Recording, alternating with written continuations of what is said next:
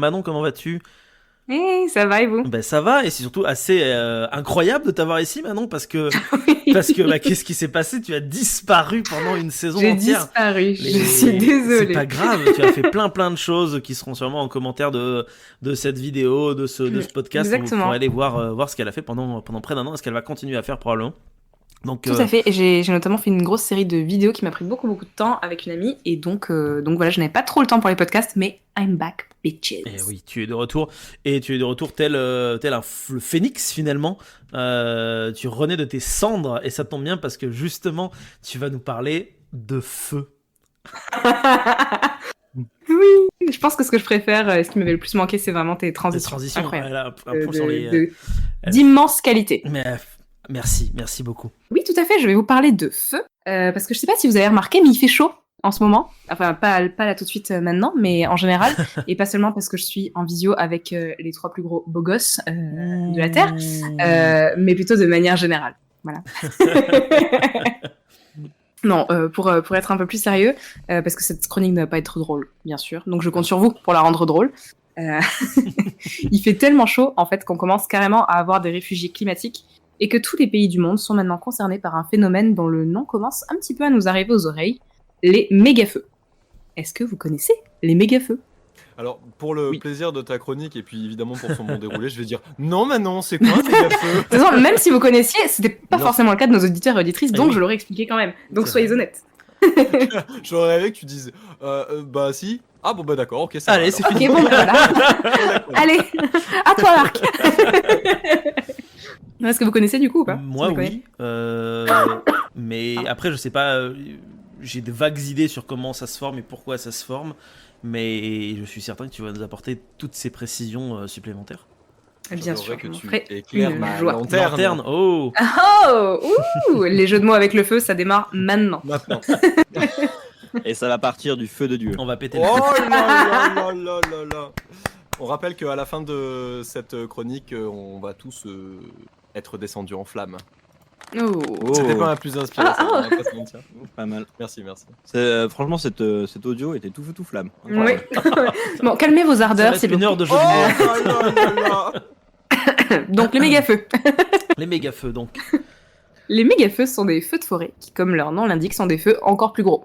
Vous en avez forcément entendu parler, notamment dans vos médias d'information, hein, parce que même si certains n'étaient pas qualifiés de méga-feux, il y en a eu qui sont passés très proches de chez nous. Par exemple, on peut penser au feu du Canada cette année, qui sont qualifiés de méga-feux, mais aussi au feu de Gironde de l'année dernière, dont vous avez très certainement entendu parler, ou encore la Californie en 2018 ou l'Australie en 2019 et 2020. Ce qui est difficile, c'est qu'à l'heure actuelle, on n'a pas de définition vraiment précise de ce qu'est un méga-feu. On ne sait pas vraiment si on doit se baser sur le nombre de victimes, sur les hectares de surface brûlée ou encore sur le coût financier des dégâts.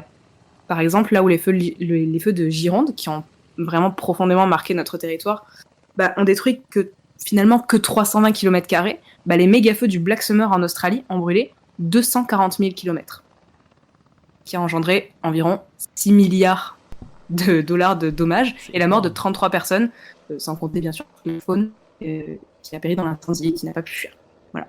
Donc, à côté de ça, notre petit feu de Gironde, il a l'air un peu con, Ouais. mais les deux sont qualifiés de méga-feu. Alors, comment savoir à quel type de feu on a affaire? D'un méga-feu, on sait 3 choses. La première, c'est qu'il brûle beaucoup plus fort qu'un feu de forêt classique. Certains écosystèmes sont résilients au feu. Le passage d'un feu de forêt normal, entre guillemets, va donc être plutôt bénéfique à ces écosystèmes.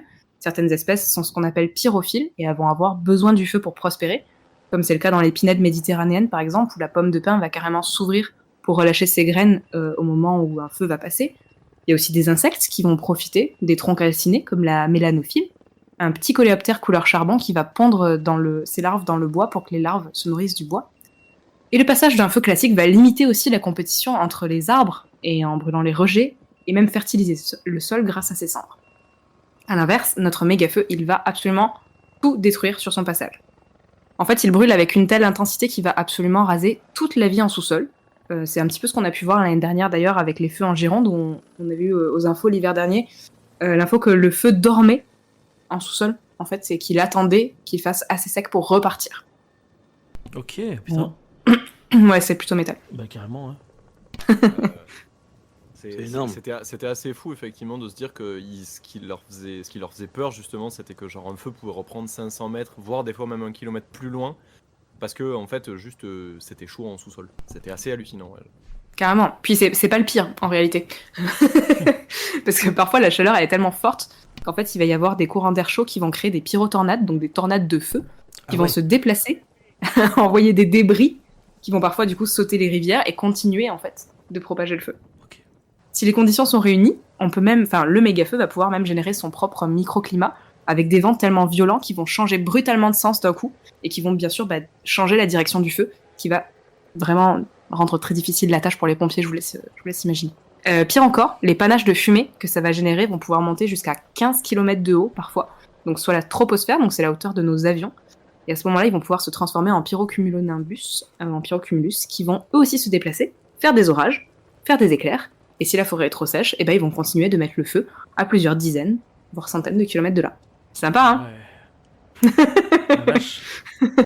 Donc, je vous ai dit que ça n'allait pas être drôle aujourd'hui. Donc en gros, notre méga-feu, il va s'auto-alimenter. Ok. Et comme il s'auto-alimente, il va brûler beaucoup, beaucoup plus de surface. Et c'est aussi ce qui fait sa dernière particularité, c'est qu'il est inextinguible. Il est impossible d'éteindre un méga-feu. Aujourd'hui, on n'a pas du tout les capacités de le faire, parce qu'il est imprévisible, parce qu'en fait, juste on n'a pas le matos, on n'a pas les ressources humaines, et du coup, on peut soit attendre que la météo le fasse pour nous, soit essayer de s'en prévenir. Chacun de ces feux a sa particularité, sa violence propre, et comme les ouragans, en fait, maintenant, on en vient à les nommer, à les qualifier de monstres ou de bêtes, et à leur donner carrément des noms. Ça aussi, Histoire de rêve, métal en fait. On se croirait Ouais, dans une sorte carrément. de mythologie, tu vois, où chaque feu aurait son propre dieu, tu vois, le dieu de la colère, le dieu C'est du ouf. tonnerre et tout. Ça envoie du bois en vrai. Tu vois, le Mais du feu. coup, par exemple, pour essayer de les limiter, est-ce que de raser une forêt, genre mettons il y a un méga feu, on essaie de lui couper l'herbe sous le pied, est-ce qu'il arrive quand même à progresser malgré ça, genre sous le sol ou par juste avec les tornades, aérien justement. quoi? En fait, ça dépend. J'imagine que ça dépend de la surface que tu brûles, mais c'est une des techniques en effet de faire des zones tampons. En fait, le feu, ça fonctionne sur un système de triangle. Le feu, il a besoin de 3 choses. Il a besoin d'un combustible, parce que vous avez des exemples de combustible. Le bois, Le bois, le papier, Terre. la chair humaine. Oh pardon. La tourbe. Gaz, la tourbe, tout à fait, tout ce qui va brûler. En fait, voilà. De combustible, il a besoin de comburant. l'oxygène, Le comburant. C'est l'air. Tout à fait, Bah, c'est l'oxygène. l'air. Et il a besoin d'une énergie d'activation. la friction ou la Donc, percussion. La friction, la percussion, un éclair, une forte chaleur, peu importe. Un Mais voilà. connard en Donc, en camping. fait, un connard en camping, un mec qui Une jette clope. Un un type mégot. qui jette son Voilà. mégot. Du Je coup, vous en embrasse. fait, il nous faut. Mettez un pouce il bleu nous si vous faut, jetez vos mégots par terre. si vous jetez vos mégots par terre, mangez votre clavier. Et, mais Bah, oui, non, si on veut arrêter un feu entre guillemets, le mieux c'est de le priver d'un de ces éléments-là. Mm. Mais parfois ça suffit pas.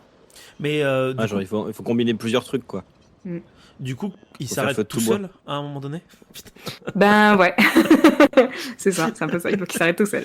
Du coup, les méga feux, au bout d'un moment, c'est ils s'arrêtent parce qu'ils ont plus rien à cramer. Exactement, ils ont plus rien à manger. Ou alors il pleut, ou alors, il peut y avoir Oui, il faut plusieurs... qu'ils meurent de faim ou étouffés. Exactement. quoi, comme, à moins d'avoir une cloche géante et de la poser dessus pour le priver d'air, c'est... Voilà, c'est ça. C'est une idée.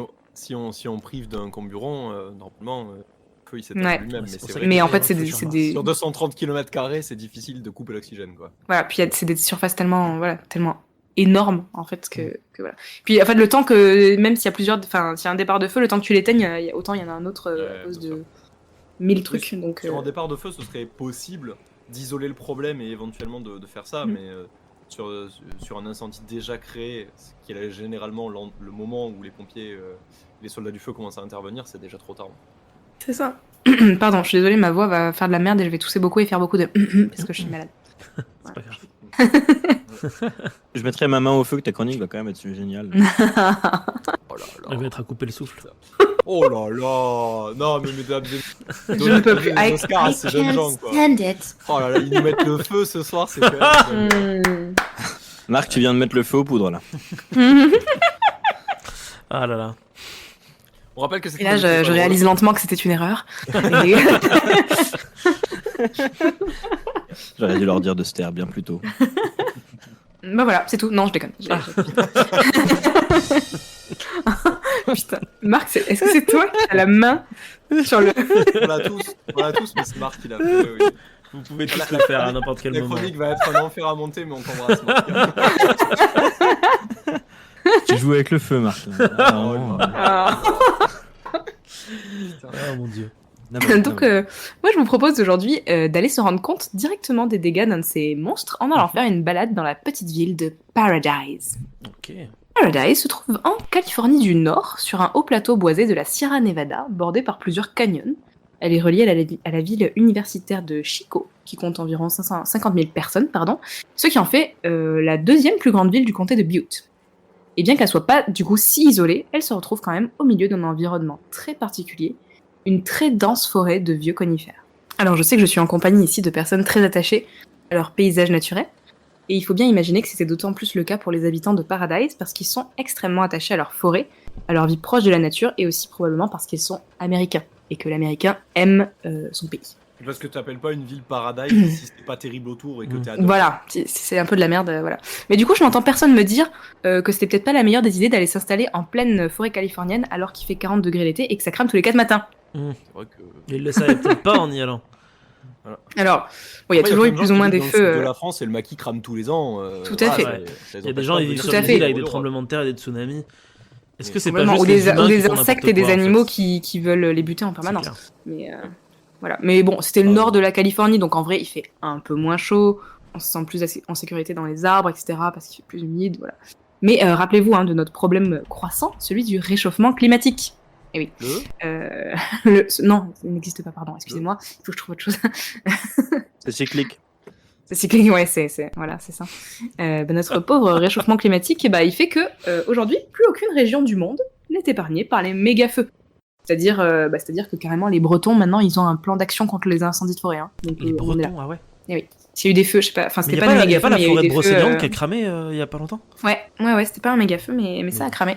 Du coup maintenant voilà, si les Bretons ont un plan anti-incendie, je pense que le monde peut s'inquiéter. Tu vois. Ouais, de ouf. Alors, pour la petite anecdote, j'en profite. Et ce sera ma chronique unique. Voilà. Ah, avec la musique, superbe. voilà. Vas-y. Une chronique dans la chronique. À la chronique Into the Chronique. Alors, je suis allé à Brocéliande pendant mes vacances cette année. Et effectivement, tu as raison. La forêt de Brocéliande a cramé. Mais c'est assez récent. Ça doit être des années 60-70. Et en fait, la légende raconte. Donc, si vous allez visiter Brocéliande aujourd'hui, il y a un arbre en or. Ah putain, l'arbre d'or. Exactement. Et en fait, la légende raconte que c'est les divinités de la forêt qui sont venues replanter en fait les arbres et qui sont venus les protéger juste après cet incendie. Et que ceux qui sont venus voler l'or, parce qu'en gros il y a un arbre doré et vous avez 4 autres arbres autour qui sont cramés. Voilà. Et en fait, il est dit que ce sont 4 arbres, sont simplement les personnifications de gens qui sont venus pour voler l'or et qui se seraient retrouvés transformés en arbres morts, donc en statues, puisqu'ils sont du coup, en gros, ils se sont retrouvés un peu fossilisés, ces arbres, enfin en tout cas c'est comme ça qu'ils l'interprètent, et que pour que ça n'arrive plus, les léprochaunes de la forêt et les petits lutins ont créé une espèce de petite barrière de pierre, parce que vous avez plein de petits picots en pierre qui sont devant l'arbre en or pour éviter que de futurs voleurs viennent tout simplement piquer les branches de l'arbre. Bon, la réalité des faits, c'est que c'est en fait une pierre correspond au nombre de personnes qui sont venues pour aider à replanter la forêt plus tard, et que le mécénat a fait que ils ont gardé une partie de cet endroit qui avait cramé, puisque manifestement c'était là que s'était tenu le départ du feu causé par la foudre. Voilà. Mais comme c'est la forêt de Brocéliande, qu'elle est extrêmement mystique, liée à l'histoire de Merlin et de plusieurs saints, du coup ils ont inventé cette petite histoire qui est C'est mignon. ma foi tout à fait folklorique et très sympathique. Non, oui, on aime bien.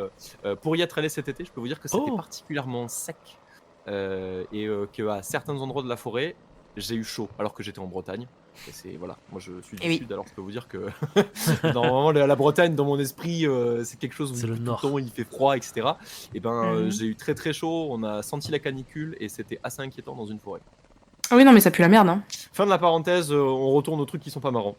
Oui, du coup, on reste dans la thématique parce que les chaleurs et les sécheresses, c'est de pire en pire en fait, tout simplement. Et notamment en Californie, et là où les pompiers là-bas sont habitués à gérer des feux de forêt quand même assez vénères de base, en fait, ils vont totalement être surpris et impuissants face à un méga feu qui s'est déclenché et qu'on a appelé campfire, donc feu de camp. Pour nous mettre en immersion, nous allons pouvoir ensemble ouvrir un site internet. Vous pouvez ouvrir le site internet d'un artiste photographe qui est venu donc au Quai des Savoirs, là où je bossais sur une exposition sur le feu, sans aucune originalité, d'où ma chronique. Vous pouvez tout simplement taper Maxime Richer avec un et Paradise sur Google et c'est le premier lien. Donc maximeriche.com/paradise. Ok. Donc en 2018, près de Paradise, un feu se déclare sous une ligne à haute tension. En seulement 4 heures, la ville va être totalement réduite en cendres et le feu fera plus de 80 victimes humaines. À l'approche du feu, les témoignages sont assez poignants. Hein. Les personnes sortent de chez elles à la hâte, mais elles se retrouvent très vite coincées dans leur voiture, tout simplement, avec une chaleur atroce, sans pouvoir ouvrir les fenêtres, avec du feu de chaque côté de la route. Et les maisons et les arbres s'allument les uns après les autres comme des torches. Du fait de son ampleur, l'incendie a brûlé plus d'1 million d'arbres et a complètement du coup transformé le paysage de Paradise. 90% de la ville a été rasée par le feu et les habitants eux-mêmes, en fait, se perdaient dans leur ville parce qu'ils reconnaissaient juste plus rien. Dans l'article de la doctorante Élise Boutier, appelé Crise climatique, crise politique, quand l'incendie le plus meurtrier de l'histoire des États-Unis affecte la perception de la forêt, on peut lire le témoignage suivant. Cheryl raconte ainsi que le fait de voir la disparition l'a saisie à la gorge. Elle a d'abord bafouillé quelque chose d'inintelligible, puis est restée muette plusieurs heures. Abasourdie, incapable de dire ce qu'elle voyait et ce qu'elle ne voyait plus.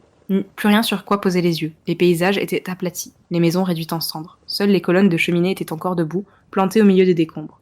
La matière réduite en poussière, incinérée. Les auparavant verts, majestueux et rassurants, ressemblent... Excusez-moi, hein, apparemment lire c'est compliqué. J'aurais dû faire le CP une deuxième fois. Les conifères, donc auparavant verts, majestueux et rassurants, ressemblent désormais à d'immenses allumettes désossées, déplumées de leurs épines. Ils ont l'air d'avoir été mis à nu et leurs branches ainsi exposées dévoilent leur squelette. Vous êtes dans l'ambiance, c'est bon ? Carrément. Ouais. Moi, je regarde les photos, Bon. elles sont incroyables. Les photos sont ouf. J'arrive pas à piger ces arbres rouges, c'est à cause de la chaleur ? Ouais. En fait, il utilise un film argentique infrarouge Ok. sur plusieurs photos. Qui fait, en fait, lui, il travaille qu'en argentique et donc en fait, ça va être une pellicule plus ou moins. Enfin, j'essaie d'expliquer ça rapidement, mais qui est infrarouge. En fait, ça va mettre des couleurs très très flamboyantes. Alors, c'est pas sur toutes les photos, mais en fait, lui, il y est allé après le feu en 2018 et du coup, en fait, le feu était déjà passé. Il voulait vraiment rendre compte de ce paysage brûlé, en fait. Donc, il a utilisé cette technique photographique qui est assez intéressante, je trouve. Mais ironiquement, c'est magnifique en fait, c'est ça. Ouais, c'est super beau. C'est merveilleux. Mais vraiment, genre, la colonne fumée là, la photo avec le paysage, elle est oufissime. Elle est inquiétante. T'as aussi la photo avec le brouillard, l'espèce de brouillard jaunâtre là. Elle est, ouais, tout à fait, ouais. Fun fact, le domaine de l'infrarouge est utilisé en télédétection depuis satellite pour faire des cartographies de végétation justement. Ah, stylé. Ah ouais. Puisqu'on distingue les différentes essences d'arbres en fonction de ce qu'elles relâchent, on distingue vraiment bien. Incroyable. Ça se fait très bien. Vous voyez, vous êtes pas là pour rien, même si vous oui. avez pas de chronique, putain, vous dites des trucs fantômes. Je l'avais dit qu'ils étaient brillants au début. Donc Maxime Richer, lui, il va aller à Paradise et il va interroger les habitants qui ont subi la tragédie. Si vous voulez vraiment bien vous foutre les boules après la chronique, vous pourrez regarder le documentaire photographique qu'il a fait sur le sujet, qui est sur la page que je vous ai dit d'ouvrir. Okay. Il associe en fait des photos au récit des personnes qui vous parleront donc de comment ils ont pu revenir sur les lieux seulement après que les corps aient été évacués des voitures parce que ça bloquait l'accès à la ville et que bien sûr il y a un bouchon énorme qui s'est créé et que les gens sont morts brûlés dans leur voiture. Enfin, je pense plutôt à l'étuvée un peu comme dans un four. Ça devait être très très sympa.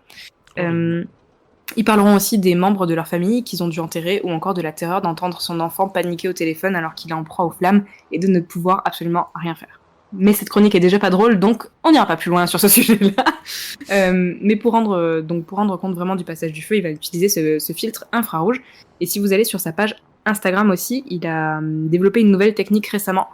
En fait, quand il était là-bas, il a ramassé des cendres de l'incendie et en fait il a fait tout un tirage photo qu'il a développé avec les cendres et du coup ça a un rendu vraiment très très cool avec du relief et tout ça et des cendres vraiment sur les photos, c'est très stylé. Il a bossé avec je ne sais pas comment on appelle les gens qui développent les photos, mais c'était cool.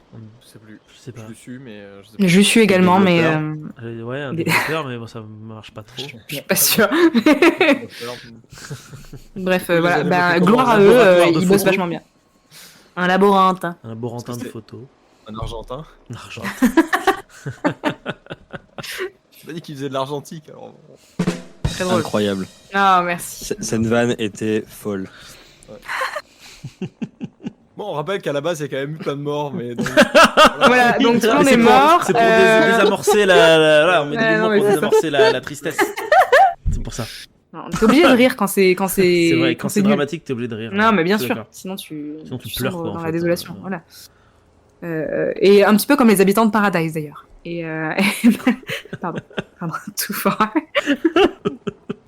Du coup, malgré la désolation, les habitants sont là, hein, bien présents et presque palpables sur les photos de Maxime Richer, qui, en les montrant, veut en fait essayer de parler de la capacité humaine à se reconstruire. Donc ces habitants, ils veulent revenir, ils veulent venir habiter à nouveau sur ces terres qui sont maintenant désolées. Et comme ils ont tout perdu, bah techniquement, il y a une aide de l'État qui est prévue pour les aider à réhabiliter l'endroit. Mais cette aide, en fait, depuis 2018, ils l'attendent encore. Donc Ouais. ils l'attendent encore dans leur caravane, au milieu des cendres, sur ce qui reste de leurs anciennes maisons. Ouais. Voilà. Ils l'attendent encore parce que les gouvernements, déjà, sont jamais les plus rapides pour ce qui est de verser des millions de dollars. Et aussi parce qu'en fait, il est très très difficile de désigner un coupable quand le problème est aussi large. 2 jours après l'incendie, Donald Trump a réagi sur Twitter et accuse... À votre avis. Allez, let's go. C'est Les de gauchistes. l'écoterrorisme. Ah ouais. Non, ça va. Les Mexicains. Non. Il y a la Chine. Non, mais je voulais juste voir jusqu'où vous pouviez aller, mais c'est assez... Ça va, il Ah, est on peut resté- aller vachement plus On loin. peut dire les juifs aussi. Il est hein. resté assez Ouais, chill. voilà. Non, il accuse juste la mauvaise gestion des forêts. Ah, ok. Donc voilà, il accuse les institutions en charge des forêts, mais aussi les habitants eux-mêmes, qui Ah. soi-disant n'auraient pas ratissé correctement leurs parcelles, etc., et ce qui aurait donné à manger méga feu, en gros. Ce que j'allais dire, il peut pas blâmer le réchauffement climatique puisqu'il croit pas. Donc... Exactement, bah voilà, il fallait trouver quelque chose d'autre. Voilà. Alors, malgré tout, hein, effectivement, la mauvaise gestion des forêts et la mauvaise gestion des parcelles de forêt par les habitants sont aussi un facteur. Enfin, on a parlé du triangle du feu, bah oui, effectivement, si on fait n'importe quoi et qu'il y a beaucoup de combustible à manger pour le feu, bah forcément, ça va aggraver le problème. Mais bon, c'est un problème tellement plus large. Et ces habitants, en fait, ce qui est assez intéressant, c'est de voir que après le feu, bah, vu que la forêt n'était pas à la commune, en fait, il y avait beaucoup de parcelles qui appartenaient aux habitants.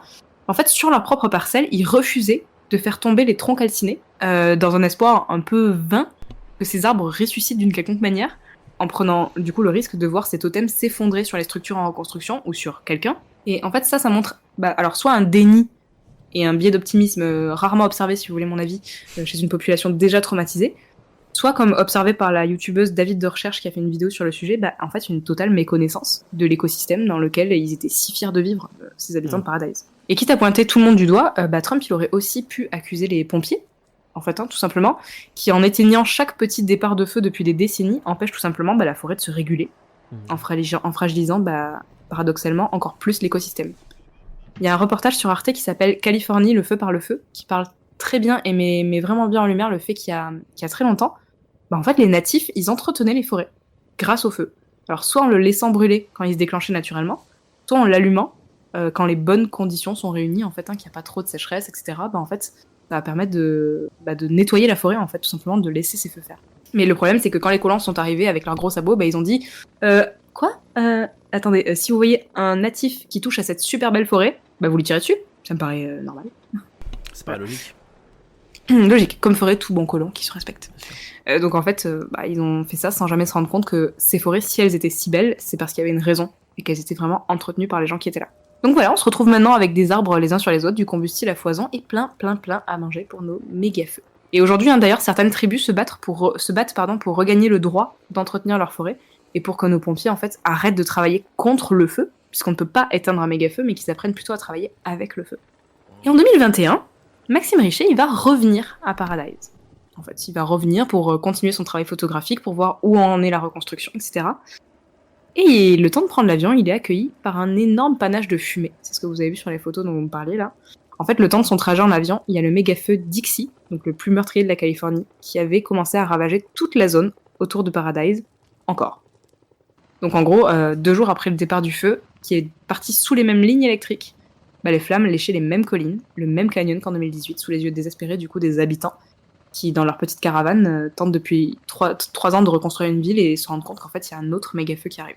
Alors comment faire pour se prévenir d'une bête pareille qui dévore tout sur son passage ? Pas facile, vraiment. Parce qu'en réalité, le réchauffement climatique, désolé de vous le dire, mais il va nulle part. Et même si on arrêtait tout maintenant, si on arrêtait de prendre l'avion, de faire des mômes, on prendrait quasiment 3 degrés dans la gueule dans les prochaines décennies quand même.